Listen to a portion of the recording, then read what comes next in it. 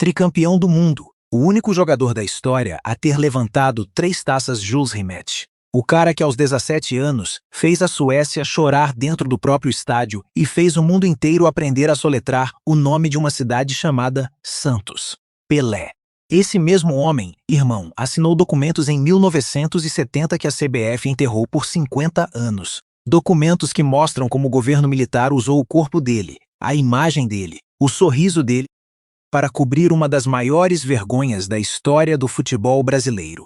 E o que é ainda mais nojento, ele sabia. Parte dele sabia e ficou quieto.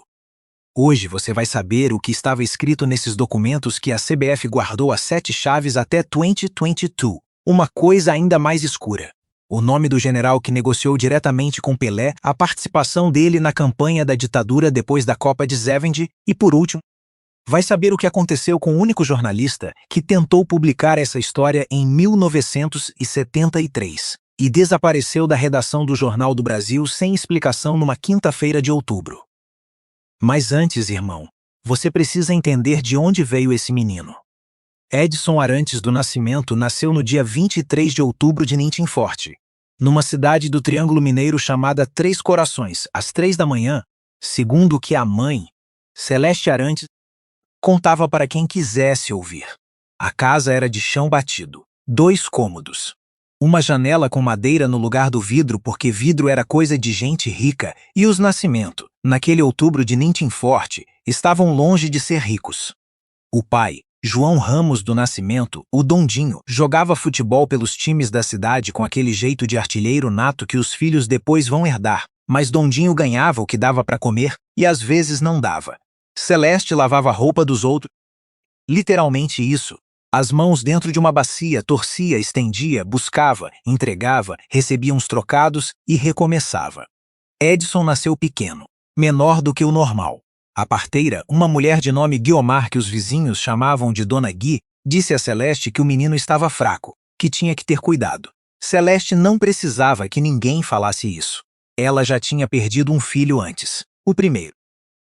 Aquela ferida ficou dentro dela para sempre e moldou tudo. A forma como ela olhava para Edson, a forma como ela protegia, a forma como ela depois ia lutar, décadas mais tarde, para entender por que o filho fez o que fez em 1970. A família se mudou para Bauru, no interior de São Paulo, quando Edson tinha 4 anos. Dondinho tinha arranjado uma vaga num time de lá, o Bauru Athletic Club, e foi atrás. A viagem foi de ônibus. Celeste com Edson no colo e a filha mais velha, Maria Lúcia, agarrada na saia dela. Dondinho com uma mala de couro que tinha mais esperança do que roupa dentro. Bauru era maior do que Três Corações, mas a vida dos Nascimento em Bauru não era diferente. A mesma luta, os mesmos meses apertados. O bairro era o Rubens Arruda, periferia, ruas de terra, casas que pareciam todas iguais de tão simples. Celeste continuou lavando roupa dos outros. Dondinho jogava quando tinha jogo e trabalhava em biscates quando não tinha. Edson cresceu nesse vai e vem, nessa incerteza que a família disfarçava de normalidade, porque quando você nasce dentro dela, a incerteza parece o jeito natural de existir. Edson engraxava sapatos na rua, vendia amendoim, fazia qualquer coisa que desse alguma coisa, e jogava bola. Jogava descalço porque não tinha chuteira, com bola de meia quando não tinha bola de couro, e quando nem meia tinha, jogava com toranja. Tinha um campo de terra perto da casa, no Rubens Arruda, onde os meninos do bairro se reuniam toda tarde. Edson chegava depois dos outros porque passava antes na banca de jornais onde trabalhava algumas horas. Chegava mais tarde, mais cansado, e mesmo assim era o melhor de todos. Sempre foi. Desde pequeno tinha aquele jeito de mover o corpo que as pessoas em volta não conseguiam imitar nem entender, só olhar. E aqui vem a primeira coisa que quase ninguém conta. Dondinho teve uma lesão no joelho ainda nos anos 40 que destruiu a carreira dele antes de começar de verdade. Uma colisão feia num jogo. O ligamento foi. E na época não tinha cirurgia que arrumasse aquilo direito. Dondinho nunca mais jogou no nível que tinha jogado. Ficou treinando times menores, ficou assistindo o filho crescer, e carregou aquela frustração dentro do peito com uma dignidade que a maioria dos homens da época levava como se dignidade fosse obrigação e dor fosse vergonha. Mas a dor estava lá. Edson via. E Edson prometeu para si mesmo, naquele quintal de Bauru, que ia ser o que o pai quase foi, só que maior. A pergunta que ficou sem resposta durante décadas é o que Dondinho sabia sobre os acordos de 1970. O que o pai de Pelé sabia, ou foi avisado, sobre o que o filho estava prestes a assinar.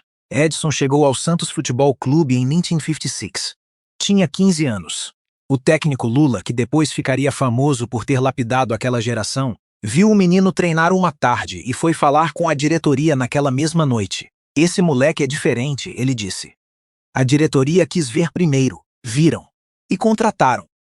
O salário inicial do jovem Edson no Santos era menor do que o que Celeste ganhava lavando roupa.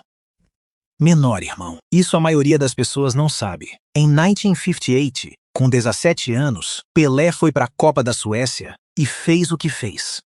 6 gols no mata-mata. O gol de peito contra o país de Gales, o hat-trick contra a França na semifinal, o chapéu no zagueiro sueco na final e a finalização por cima do goleiro que entrou no ângulo enquanto o Razunda inteiro ficou mudo por um segundo. Só um segundo, antes de explodir em assobios e em espanto. O Brasil ganhou 5-2 na final e o mundo parou. Jornais na Europa publicaram a foto daquele menino negro, magrinho, sorrindo com a bola debaixo do braço, e debaixo da foto escreveram coisas que hoje parecem de outro planeta. O Brasil descobriu um garoto que pode ser o melhor do mundo. Garoto. 17 anos. Melhor do mundo. A imprensa sueca não sabia o que fazer com aquilo.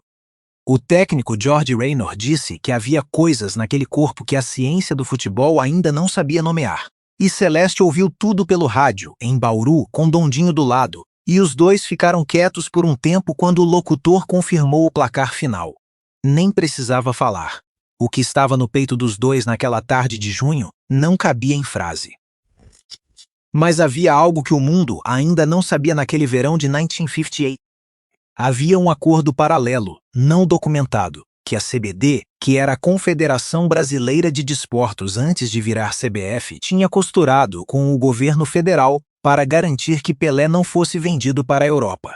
Clubes italianos, espanhóis e ingleses já tinham feito propostas. O Real Madrid tinha mandado representante ao Brasil. A Juventus também. O governo brasileiro de Juscelino Kubitschek, que naquele momento estava construindo Brasília e precisava de um símbolo de nação pujante, interveio. Pelé foi declarado patrimônio nacional, literalmente, por decreto. Isso todo mundo sabe. O que poucos sabem é o que Pelé recebeu em troca. Não era dinheiro, ou pelo menos não era só dinheiro. Era uma espécie de proteção informal, a garantia de que o Santos pagaria o que devia pagar, de que nenhuma investigação tributária chegaria perto da família, de que os negócios que Pelé começou a fazer ao longo dos anos 60 seriam deixados em paz. Um acordo de cavalheiros, como alguém próximo àquele círculo descreveu décadas depois. Mas em 1964, os cavalheiros mudaram. O golpe militar de março de 1964 trocou quem estava sentado na cadeira. E os novos donos da cadeira entenderam muito bem o valor daquele atacante do Santos que já tinha 2 Copas no bolso. Pelé ganhou a Copa de 1962 no Chile. Saiu machucado na segunda rodada, uma lesão muscular que tirou ele dos jogos seguintes. Mas o Brasil ganhou assim mesmo porque aquela equipe tinha Garrincha, Didi, Vavá, tinha qualidade em todos os setores. Pelé voltou para casa como bicampeão mesmo, sem ter jogado a Copa toda. E isso gerou uma conversa que ele teve com Dondinho numa tarde em Santos que, segundo o que pessoas próximas à família relataram anos depois, ficou na memória de todos que ouviram. Dondinho perguntou se o filho estava bem. Pelé disse que estava. Dondinho disse que não estava perguntando do joelho. Estava perguntando de outra coisa. E Pelé não respondeu. Ficaram os dois sentados em silêncio por um tempo que ninguém consegue dizer quanto durou. O que Dondinho estava perguntando de verdade era sobre os rumores que corriam nos bastidores do futebol brasileiro naquele começo dos anos 60. Rumores sobre pagamentos, sobre intermediários, sobre a forma como certos negócios de Pelé fora do campo eram conduzidos. Rumores que o próprio Dondinho ouviu numa conversa de bar em Bauru e que o deixaram com aquela expressão de quem quer perguntar, mas tem medo da resposta. Isso vai importar mais tarde. Muito mais tarde. A Copa de 1966, na Inglaterra, foi um desastre. Pelé foi caçado. A seleção brasileira entrou mal preparada, a tática era fraca, a preparação foi amadora, e Pelé levou pancadas de Portugal e de Bulgária, que em qualquer outro torneio renderiam cartões vermelhos. O zagueiro português João Moraes acertou nele numa entrada que ficou na história como símbolo do que pode acontecer quando o mais habilidoso enfrenta o mais brutal sem proteção do árbitro. Pelé ficou mancando. Saiu de campo com aquela expressão de quem estava sentindo dor física e dor de outra espécie ao mesmo tempo. Ele saiu de campo chorando. Declarou que não ia mais jogar Copa do Mundo.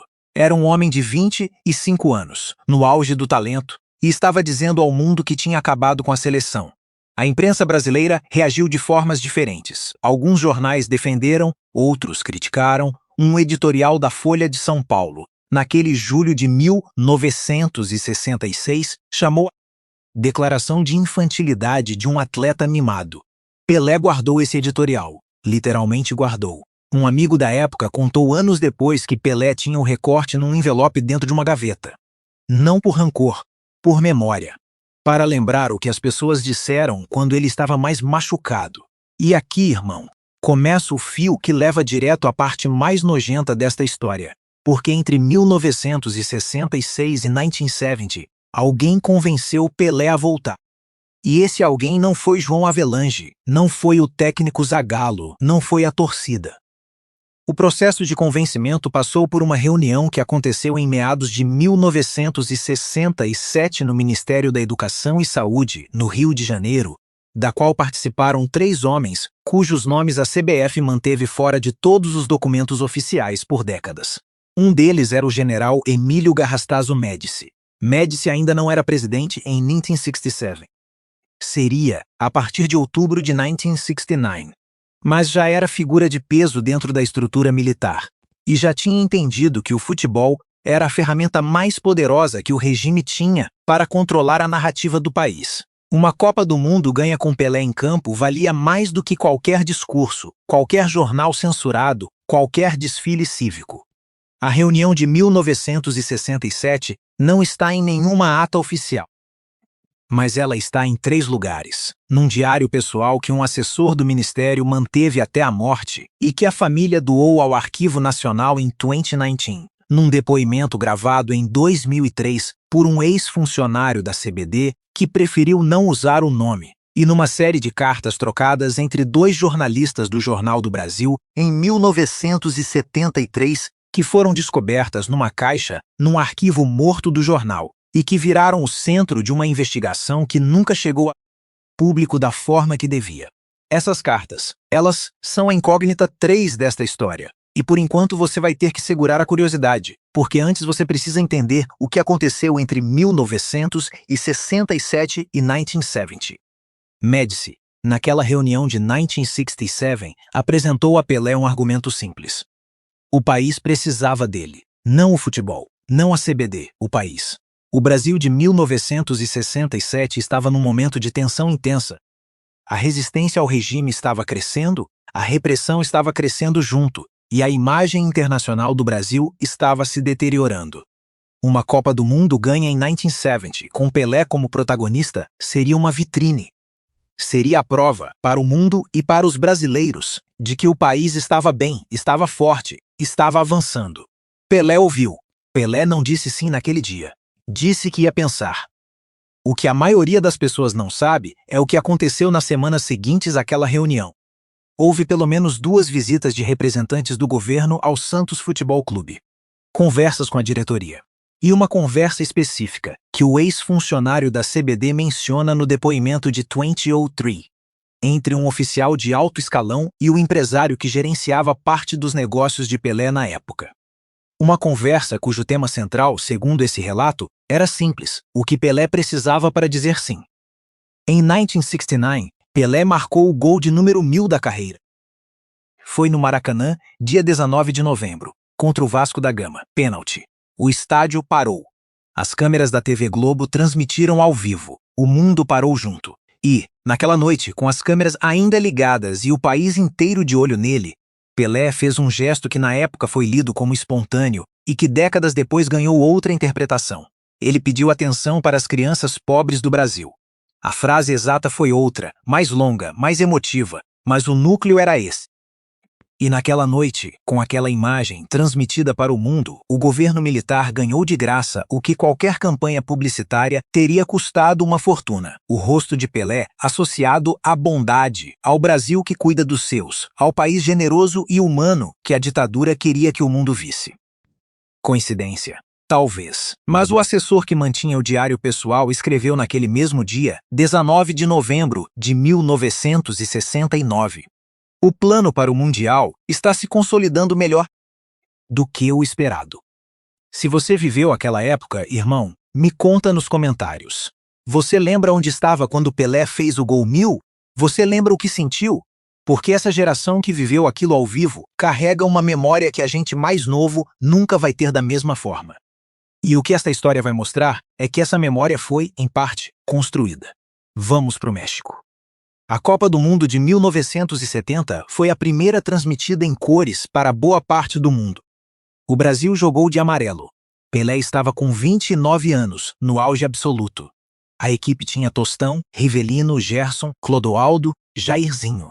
Era uma geração que muitos até hoje consideram a melhor seleção da história do futebol. E o Brasil ganhou 4-1 na final contra a Itália, no Azteca, com Pelé abrindo o placar de cabeça e dando a assistência para Carlos Alberto no gol mais bonito da história das Copas. O gol de cabeça de Pelé na final merece uma pausa, irmão.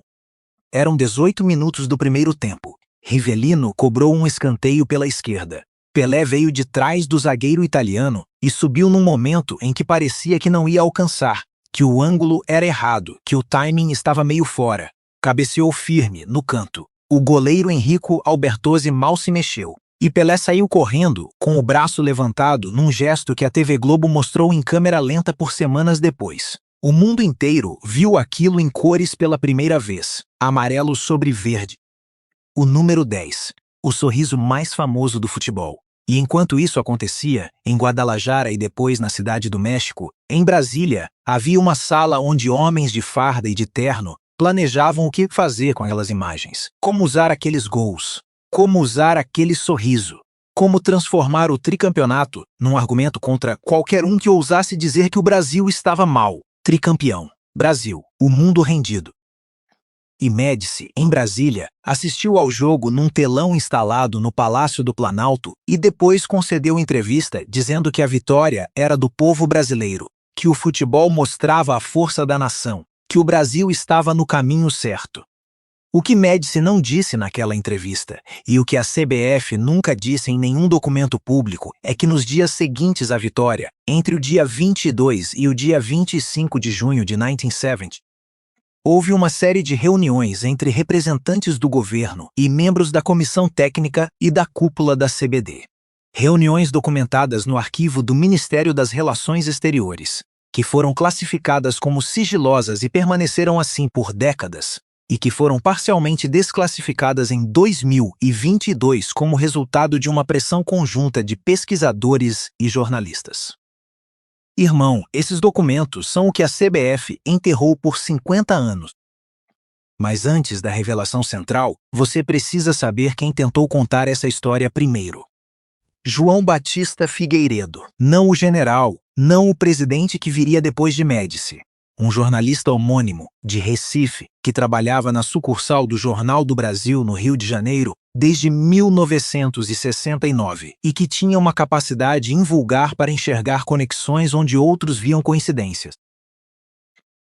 João Batista Figueiredo, o jornalista, começou a juntar os fios desta história em meados de 1972, quando um contato dentro da CBD lhe passou um detalhe aparentemente menor.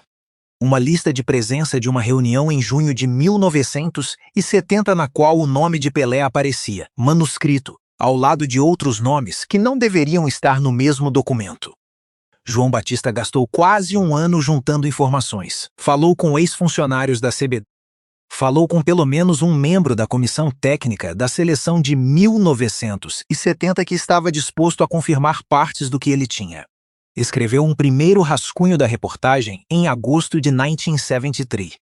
Entregou ao editor. O editor pediu mais tempo para avaliar. E numa quinta-feira de outubro de 1973, João Batista Figueiredo não apareceu na redação. Essa foi a versão oficial da época. O jornalista pediu transferência e foi trabalhar em outro veículo.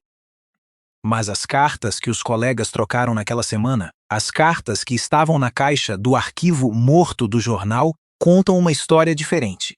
E você vai saber o que estava nessas cartas, porque isso é a incógnita 4 desta história. E ela vai mudar a forma como você entende o que vem a seguir. Por ora, vamos aos documentos. A desclassificação parcial de 2022 revelou a existência de pelo menos 4 reuniões documentadas entre representantes do governo Médici e a diretoria da CBD no período entre junho e dezembro de 1970. Os documentos descrevem essas reuniões de forma burocrática, com a linguagem seca de quem está preenchendo ata para o arquivo. Mas dentro dessa linguagem seca há detalhes que, colocados lado a lado, constroem uma imagem muito específica. A primeira reunião de 22 de junho de 1970 tinha como pauta oficial o aproveitamento da imagem esportiva nacional no contexto das políticas de desenvolvimento. 13 pessoas presentes, membros da CBD, 2 representantes do Ministério da Educação e Cultura, um representante da Assessoria Especial de Relações Públicas da Presidência da República, que era o órgão responsável pela propaganda do regime. A segunda reunião, de 25 de junho, tem a pauta descrita como continuação do item anterior. 11 pessoas. 2 nomes novos na lista que não estavam na reunião anterior. O primeiro nome novo você vai reconhecer, era Pelé. O segundo nome, colocado logo abaixo, era o do general Carlos Alberto Direito, que era o chefe da Assessoria Especial de Relações Públicas da Presidência, e que, segundo pessoas que trabalharam com ele naquele período e falaram com jornalistas décadas depois, era o arquiteto principal da estratégia de uso do futebol como instrumento de propaganda do regime.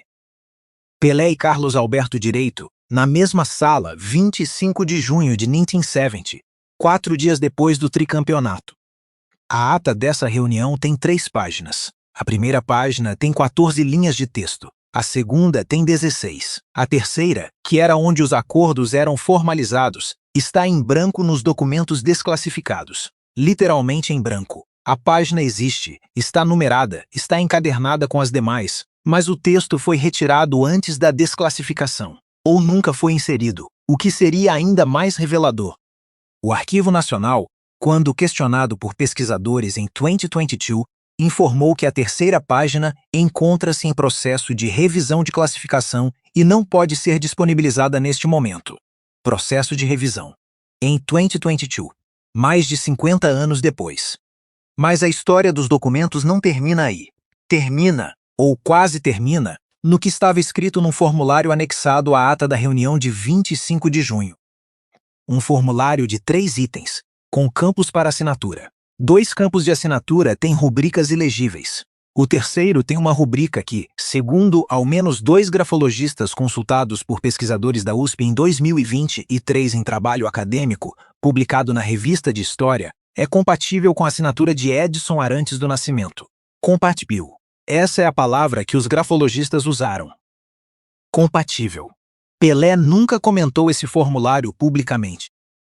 Sua assessoria, quando consultada por jornalistas em 2022 após a desclassificação parcial, disse que o rei não tem conhecimento dos documentos mencionados e que qualquer afirmação sobre assinaturas exige análise técnica rigorosa. Pelé morreu em dezembro de 2022. Os documentos foram desclassificados em março de 2022. Ele tinha 8 meses para falar e não falou. Isso é a revelação central desta história, irmão. Deixa eu repetir devagar, porque vale a pena ouvir com calma. Há um formulário, encontrado em documentos do governo Médici desclassificados pelo Arquivo Nacional, com uma rubrica compatível com a assinatura de Pelé, num documento cujo contexto é uma reunião entre a CBD e a Assessoria de Propaganda da Ditadura Militar, 4 dias depois do tricampeonato de 1970. A terceira página da ata dessa reunião, a que formalizaria o que foi acordado, foi removida ou nunca foi inserida.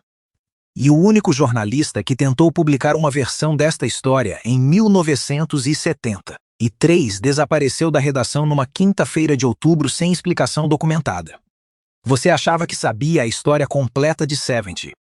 Agora sabe que tinha uma página arrancada no meio. Mas o que estava no formulário? O que Pelé teria assinado? Os pesquisadores da USP, que publicaram o trabalho em 2023, reconstruíram o contexto a partir dos documentos disponíveis e de depoimentos de 3 pessoas que trabalharam na CBD e no Ministério da Educação e Cultura naquele período. A conclusão do trabalho é cuidadosa, acadêmica, cheia de condicional, mas o que ela diz, irmão, é que o formulário parece ser um termo de cooperação, um documento pelo qual o signatário se comprometia a participar de ações de divulgação da imagem do Brasil no exterior em colaboração com a Assessoria Especial de Relações Públicas da Presidência. Traduzindo do academês, era um contrato de propaganda. Pelé, se a rubrica é de Pelé, teria assinado um compromisso de fazer propaganda do regime militar no exterior. Usando a Copa de 70, usando o tricampeonato, usando a imagem de melhor jogador do mundo, para ajudar a vender uma ditadura que, naquele mesmo 1970, tinha a tortura como política de Estado. O DOI-CODE estava em plena operação. O AI-5 tinha sido assinado em dezembro de 1968.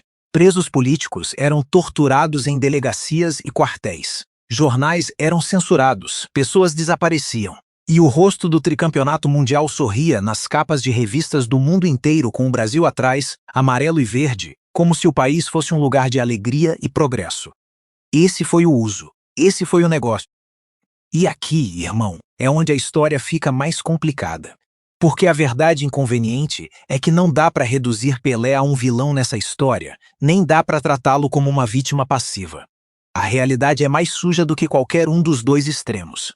Pelé vinha de uma família pobre de 3 corações. Tinha saído do chão batido, do engraxar sapato na rua, do não ter chuteira. Chegou num ponto onde era o homem mais famoso do Brasil, onde governos queriam estar do seu lado, onde o poder que ele tinha acumulado era de um tipo que a maioria das pessoas nem consegue imaginar. E nesse ponto, com essa história, com essa pressão de um regime que controlava tudo, o que ele fez foi o que muita gente faria. Ficou quieto, cooperou e viveu bem. Isso é humano. É feio, mas é humano. O que torna a história nojenta no sentido que a palavra merece é o contexto, o silêncio de Pelé voluntário ou não. Aconteceu enquanto pessoas eram torturadas a poucos quilômetros de onde ele jogava bola. Aconteceu enquanto a imagem dele era usada para dizer ao mundo que o Brasil estava bem. E a CBF sabia de tudo isso, guardou os documentos por 50 anos e nunca teve que responder pela cumplicidade. Agora, aquele jornalista. João Batista Figueiredo, o repórter de Recife. As cartas que os colegas trocaram na semana do seu desaparecimento foram encontradas em 2018 por uma pesquisadora chamada Ana Flávia Matos, da Universidade Federal do Rio de Janeiro, que estava catalogando o arquivo histórico do Jornal do Brasil. 6 cartas, 4 remetentes diferentes, escritas entre o dia 18 e o dia 30 e 1 de outubro de 1973. A primeira carta, de um colega de redação chamado Maurício para um amigo num outro jornal, dizia que João Batista foi chamado para uma conversa na direção do jornal na quarta-feira à tarde e não voltou na quinta. A segunda carta, do mesmo Maurício para o mesmo amigo, escrita 3 dias depois, dizia que a direção do jornal tinha comunicado à redação que Batista Figueiredo tinha optado por não continuar no jornal. Nenhum detalhe adicional, nenhuma carta de demissão, nenhum anúncio, nenhuma despedida. A terceira carta é de uma colega chamada Silvia para uma prima em São Paulo. É mais pessoal, mais assustada. Silvia escreve que o desaparecimento de Batista aconteceu na mesma semana em que a direção do jornal recebeu uma visita de pessoas do governo, visita que não estava na agenda e que durou cerca de 2 horas. Ela escreve a palavra medo 2 vezes nessa carta, separadas por 3 frases. E escreve, no final, a gente não fala disso aqui dentro. Não dá para falar. A quarta carta é de Maurício outra vez, desta vez para um jornalista em Recife, cidade natal de Batista. Maurício pergunta se o colega recifense tem notícia de Batista, se ele voltou para Recife, se apareceu por lá. A resposta a essa carta, a quinta do conjunto, veio de Recife com 3 linhas. Ninguém aqui sabe nada. A família dele na Praça de São José diz que não recebeu notícia desde outubro.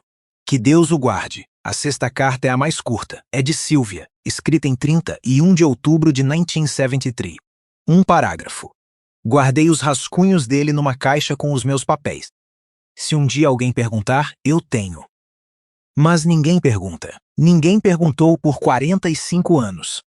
A pesquisadora Ana Flávia Matos, que encontrou as cartas em 2018, tentou rastrear o destino de João Batista Figueiredo, o jornalista. Encontrou o registro de nascimento em Recife, de 1944. Encontrou o registro de contratação no Jornal do Brasil, de 1969. Encontrou artigos assinados por ele até setembro de 1973. Depois, nada. Nenhum registro de emprego posterior em qualquer veículo de comunicação brasileiro. Nenhum registro de óbito. Nenhum registro de saída do país. Nenhum rastro. Uma pessoa que existia e depois parou de existir nos registros. Numa quinta-feira de outubro de 1973, 2 semanas depois de ter entregado um rascunho de reportagem sobre Pelé e a ditadura ao editor do Jornal do Brasil. Ana Flávia publicou um artigo acadêmico sobre as cartas em 2020. Não teve repercussão. Um site de notícias culturais fez uma nota pequena. 2 jornais ignoraram. Nenhuma TV. Essa foi a versão pública. Mas os rascunhos que Sylvia guardou na caixa com os próprios papéis, irmão, chegaram a mãos de pesquisadores em 2020, e quando a família de Sylvia, que morreu em 2019, doou os pertences dela para um arquivo em Niterói. Os rascunhos de Batista Figueiredo tinham 7 páginas, datilografadas, com anotações à mão nas margens. Algumas páginas com manchas que podem ser café, podem ser outras coisas. As 7 páginas descrevem, em linguagem de reportagem, um acordo verbal e documentado entre representantes da Presidência da República e o principal atleta da seleção brasileira para participação em campanhas de imagem internacional, após a Copa de 1970. Batista não escreveu o nome de Pelé nas 7 páginas dos rascunhos. Usou sempre o atleta ou EA, que são as iniciais de Edson Arantes. Uma precaução de jornalista que sabia em que terreno estava pisando. E numa das margens, escrita à mão com uma letra inclinada para a direita, havia uma frase que os pesquisadores que analisaram o documento repetiram várias vezes em depoimentos, porque ela condensa tudo. Se publicar, vira mártir. Se não publicar, vira cúmplice. Batista escreveu isso sobre si mesmo, sobre o dilema de publicar ou não publicar. E depois de escrever isso, entregou o rascunho ao editor e desapareceu. Essa é a incógnita 4. Não é um mistério sem solução, é um peso sem resolução. Porque João Batista Figueiredo, o jornalista, pode ter simplesmente pedido demissão e sumido da vida pública por conta própria, esgotado, com medo, querendo desaparecer. Isso acontecia. O Brasil de 1973 era um lugar onde as pessoas aprendiam a sumir antes que mandassem sumir. Mas pode ter sido outra coisa. Sem o corpo, sem o registro, sem o rastro, não dá para saber. O que dá para saber é o que a CBF fez com os documentos que tinha. Entre 1970 e 2022, a Confederação Brasileira de Futebol passou por pelo menos 4 reformas de arquivo, 2 incêndios em instalações de guarda de documentos históricos, um deles em 1983 que destruiu boa parte do acervo da antiga CBD, e uma série de mudanças de sede que envolveram transferência de caixas e pastas que ninguém catalogou de forma sistemática. A CBF sempre tratou seus arquivos históricos como propriedade privada, não como patrimônio público, o que significa que nunca houve obrigação legal de preservar nem de revelar o que tinha. O incêndio de 1983. Esse é o detalhe que mais incomoda os pesquisadores. Porque ele aconteceu poucos meses depois de uma solicitação formal, feita por um pesquisador da Universidade de Brasília, de acesso aos documentos da CBD referentes ao período 1960 e 1975. A solicitação foi negada em janeiro de 1983. O incêndio foi em abril de 1983. Não há prova de que um causou o outro. Mas a coincidência tem o peso específico das coincidências que a história repete com frequência suficiente para não poder ser ignorada. O pesquisador que fez a solicitação era um homem chamado Geraldo Mendes, professor de História Contemporânea. Mendes morreu em 2007 sem ter conseguido acesso ao que queria. Seu trabalho sobre as relações entre futebol e poder político no Brasil durante a ditadura foi publicado postumamente em 2009 por uma editora universitária e teve uma tiragem de 500 exemplares. 500 para uma história que deveria estar em todos os livros de história do Brasil. E Pelé, nesse período todo, entre 1970 e 2022, deu centenas de entrevistas. Falou sobre a Copa de 58, sobre a Copa de 62, sobre a Copa de 70, com uma eloquência e uma emoção que faziam todo jornalista sentir que estava ouvindo história viva. Mas toda vez que o assunto chegava perto da relação entre a seleção de 1970 e o governo Médici, o rei desviava, com elegância, com charme, com aquele sorriso que desarmava qualquer pergunta mais dura, mas desviava. Pelé se aposentou do Santos em 1974 e do futebol profissional americano no Cosmos em 1977.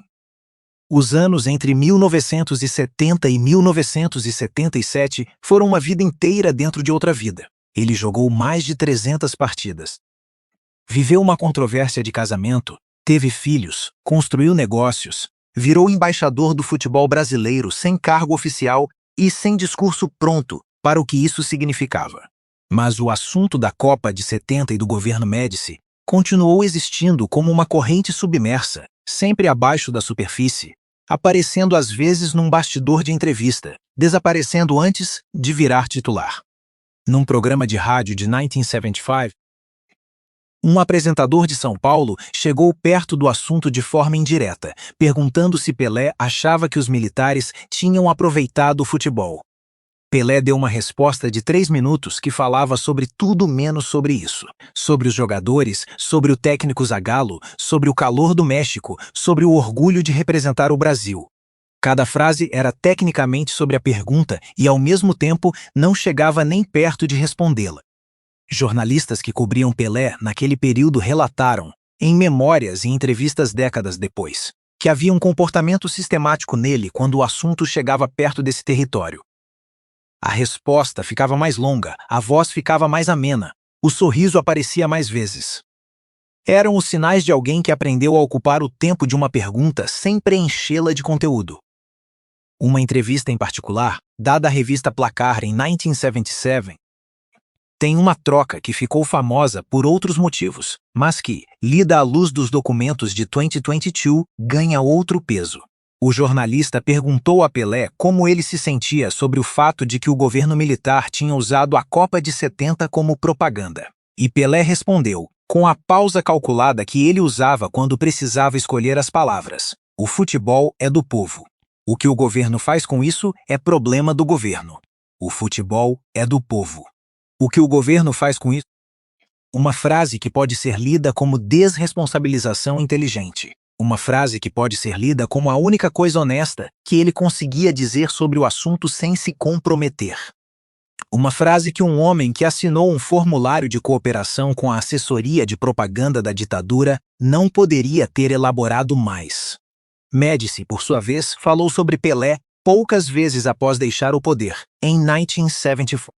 Numa entrevista de 1988 ao Globo Repórter, disse que Pelé era o maior brasileiro de todos os tempos e que a Copa de 70 foi o momento mais feliz do meu governo. Não mencionou reuniões. Não mencionou formulários. Médici morreu em 1985. O general Carlos Alberto Direito, o arquiteto da estratégia de propaganda que usou o futebol, sobreviveu até 1999. Nunca deu uma entrevista sobre os eventos de junho de 1970. Nunca mencionou as reuniões. Nunca mencionou Pelé em nenhum contexto público que tenha sido registrado. Morreu com os documentos dentro. O que ficou, irmão, é o seguinte: o Brasil de 1970 foi real. Os gols foram reais. A beleza daquele futebol foi real. Jairzinho marcando em todos os jogos foi real. Carlos Alberto correndo pela direita e batendo no canto foi real. Pelé de cabeça na final foi real. E ao mesmo tempo, enquanto tudo isso era real e bonito e genuíno no gramado, havia uma estrutura por baixo, construída nos bastidores, por homens que entenderam que a beleza do futebol era a cobertura perfeita para tudo o que o regime estava fazendo. E Pelé O homem que veio do chão batido de 3 corações, o menino que engraxou o sapato em Bauru, o cara que fez o mundo inteiro aprender o nome de Santos, estava no centro dessa estrutura. Não como um vilão de cinema. Como um homem que fez o que fez dentro do contexto em que estava, com as pressões que tinha, com os poderes que encarava, com os silêncios que escolheu. E a CBF enterrou os documentos por 50 anos, porque os documentos não falam apenas sobre Pelé. Falam sobre a própria confederação. Falam sobre como a entidade que administra o futebol brasileiro serviu, voluntariamente e com entusiasmo, como braço operacional da ditadura. Falam sobre presidentes da CBD que frequentavam reuniões no Planalto e voltavam com orientações que nunca foram registradas em atas. Falam sobre um sistema que usou o esporte mais amado do Brasil como instrumento de controle. E a pergunta que fica, que Celeste, a mãe de Pelé, carregou até morrer em 2020 com 100 anos de idade, é a mesma que Dondinho tinha tentado fazer numa tarde em Santos nos anos 60. O filho sabia de tudo isso? Sabia desde quando? E por que não falou? Celeste viveu até ver o filho morrer em dezembro de 2022. Viveu até ver os documentos começarem a surgir. E nunca falou sobre isso publicamente. Nenhuma linha, nenhuma entrevista, nenhum comentário nos últimos anos da vida. Que silêncio, irmão. Que silêncio pesado de uma mulher de 100 anos, que lavou roupa dos outros a vida inteira para criar o filho que depois assinou um formulário numa sala com um general. Agora, o que a CBF fez quando os documentos de 2022 vieram à tona? A Confederação emitiu uma nota de 2 parágrafos. O primeiro parágrafo dizia que a CBF respeita o processo de desclassificação de documentos históricos conduzido pelo Arquivo Nacional. O segundo dizia que a entidade lamenta qualquer uso indevido do futebol para fins políticos em qualquer época e que o futebol brasileiro é e sempre foi do povo brasileiro. O futebol é do povo. A mesma frase de Pelé em 1977. 45 anos depois, a CBF usando a mesma frase como se fosse um mantra que dissolvesse qualquer responsabilidade. Nenhuma investigação interna, nenhuma comissão, nenhum pedido de desculpas específico a ninguém, nenhuma menção aos documentos com a rubrica, nenhuma menção à terceira página em branco, nenhuma menção a João Batista Figueiredo. Essa foi a versão oficial de 2022. E o mundo aceitou, em grande parte, porque Pelé tinha acabado de morrer e o momento era de luto e de reverência. E quem quisesse falar sobre formulários e generais, ia parecer que estava chutando um morto. Que estratégia conveniente, né? Porque o timing da desclassificação, em março de 2022, quando Pelé ainda estava vivo, mas já gravemente enfermo, garante uma coisa. O homem que poderia ter comentado os documentos nunca vai poder comentá-los. Morreu em dezembro. A janela entre março e dezembro de 2022, 9 meses, foi o período em que Pelé estava no hospital, em tratamento, sem condições de dar entrevistas longas sobre assuntos dessa natureza. Coincidência outra vez, ou planejamento, ou burocracia lenta que chegou no momento certo por acaso. Não dá para saber. Mas o efeito é o mesmo. A história virou oficial sem que a pessoa central pudesse respondê-la. E agora chega a parte que, irmão, vai te bater de um jeito diferente. Porque esta história não é só sobre Pelé e a ditadura. Esta história é sobre o que um homem faz com o seu talento quando o poder bate na porta. Sobre o que um homem faz quando construiu tudo que tem a partir do zero, quando veio de onde Pelé veio, e quando alguém com mais poder do que ele apresenta um caminho que tem um preço. Pelé não tinha precedente. Ninguém tinha sido Pelé antes. Ninguém tinha essa fama, esse peso, essa pressão específica. Ele improvisou. Fez o que fazia sentido dentro das circunstâncias que tinha. E ficou quieto. Quantas vezes você já ficou quieto sobre uma coisa que sabia que estava errada, porque falar tinha um preço alto? Quantas vezes você já viu uma injustiça dentro de um lugar onde trabalhou, dentro de uma família, dentro de um grupo de amigos, e calculou que o custo de abrir a boca era grande demais? Isso não absolveu Pelé, mas torna a história dele mais próxima do que a maioria das pessoas gostaria que fosse. Dondinho morreu em 1996. Nunca soube do formulário. Nunca soube das reuniões de junho de 1970. Ou soube de alguma coisa e guardou da mesma forma que Celeste guardou, com aquela dignidade silenciosa dos pais que amam demais o filho para tornar o amor num tribunal. Se o seu pai ainda está vivo, irmão, liga para ele hoje, não para falar sobre Pelé, para falar sobre qualquer coisa, porque a conversa que Dondinho e Edson não tiveram de verdade, aquela da tarde em Santos nos anos 60, onde um perguntou e o outro ficou quieto, essa conversa foi perdida para sempre quando um dos dois morreu. E a maioria das histórias difíceis entre pai e filho termina assim, irmão, com uma pergunta que um fez e o outro não respondeu, e depois um dos dois sumiu e a pergunta ficou. Fica com isso. Pelé foi o maior. Isso permanece. A Copa de 58, os gols do Santos, os dribles, o olho no tempo, o corpo que parecia entender a bola de um jeito que nenhum outro corpo entendeu antes ou depois. Isso é real e fica. Mas a história completa dele inclui esta parte, a parte do formulário, da sala com o general, dos documentos enterrados. E incluir essa parte não diminui o que ele fez com a bola. Só torna ele um ser humano inteiro, com grandeza e sombra ao mesmo tempo, como os seres humanos inteiros costumam ser. A CBF vai continuar existindo. Os documentos já foram desclassificados parcialmente, mas a terceira página da ata de 25 de junho de 1970 ainda está em processo de revisão. Talvez venha a público. Talvez não. O Arquivo Nacional tem mais de 60 anos de documentos para processar e uma equipe que nunca foi suficiente para o tamanho da tarefa. João Batista Figueiredo, o jornalista, continua sem rastro nos registros. E o futebol continua sendo do povo, como Pelé disse em 1977, como a CBF disse em 2022. Com tudo o que essa frase carrega de verdade e tudo o que esconde de mentira. Se esta história te sacudiu, irmão, compartilha ela com alguém que viveu aquela época. Com seu pai, com seu tio, com um amigo mais velho que viu o Brasil ganhar em 1970 e lembrou como o país estava. Porque essa geração está indo embora. E com ela vai a memória viva do que era sentir aquilo. A história escrita nos documentos é uma coisa. A história sentida no corpo de quem estava lá é outra. E as duas precisam existir juntas para que a verdade seja completa. Se você ainda não está inscrito no canal, inscreve agora. Porque tem muito mais história assim aqui, histórias que a versão oficial não te contou, com personagens reais, com documentos, com as sombras que ficam quando a luz do holofote vai embora. E por falar em sombras que ficam, no próximo vídeo, a gente vai entrar numa história que vai te deixar com o queixo no chão.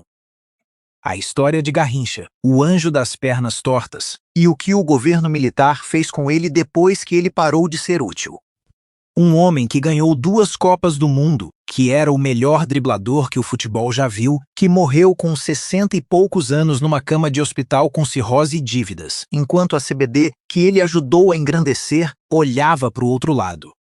Mas tem um detalhe nessa história que a maioria das pessoas nunca ouviu. A última pessoa que esteve com Garrincha, antes de ele morrer, em 1983, era alguém que não deveria estar lá. E o que esse alguém estava fazendo lá vai te fazer entender por que o silêncio em torno de Garrincha foi tão longo e tão cuidadoso. A história completa está nesse vídeo aqui.